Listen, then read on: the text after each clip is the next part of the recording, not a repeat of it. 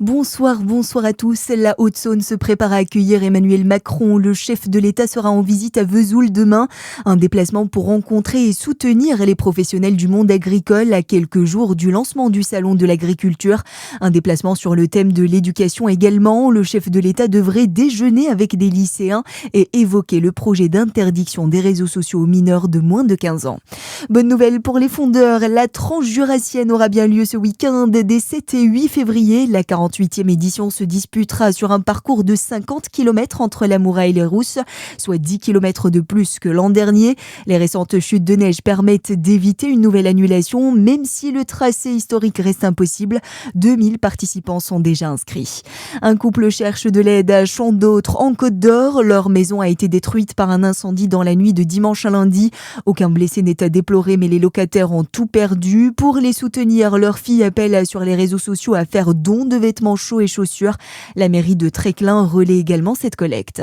C'est un investissement historique dans le secteur de l'aéronautique. Le groupe Safran a annoncé un projet d'ampleur de 70 millions d'euros destiné au site du Creusot en Saône-et-Loire. Un plan qui permettra notamment d'élargir les capacités de production pour débuter la conception de pièces militaires. Mais à quoi va servir cette enveloppe? Les détails avec Samuel Wagon. Oui, c'est un budget colossal débloqué par Safran, 70 millions d'euros qui serviront avant tout à l'extension du site bourguignon. Plus 9000 m2 à l'horizon 2029, de l'espace supplémentaire pour la conception de nouvelles pièces destinées aux avions Rafale et au Boeing 777.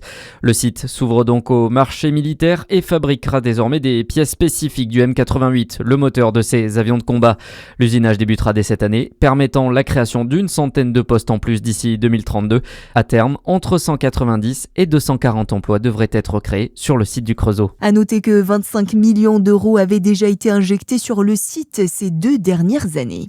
Dans le reste de l'actualité, bientôt la fin d'un nouvel épisode de négociation sur le budget. Après des semaines de discussion dans l'hémicycle, les 2 dernières motions de censure déposées par les Insoumis et le Rassemblement national sont soumises au vote ce soir aux alentours de 20h. Sauf énorme surprise, elles devraient être rejetées grâce au vote des députés socialistes et républicains.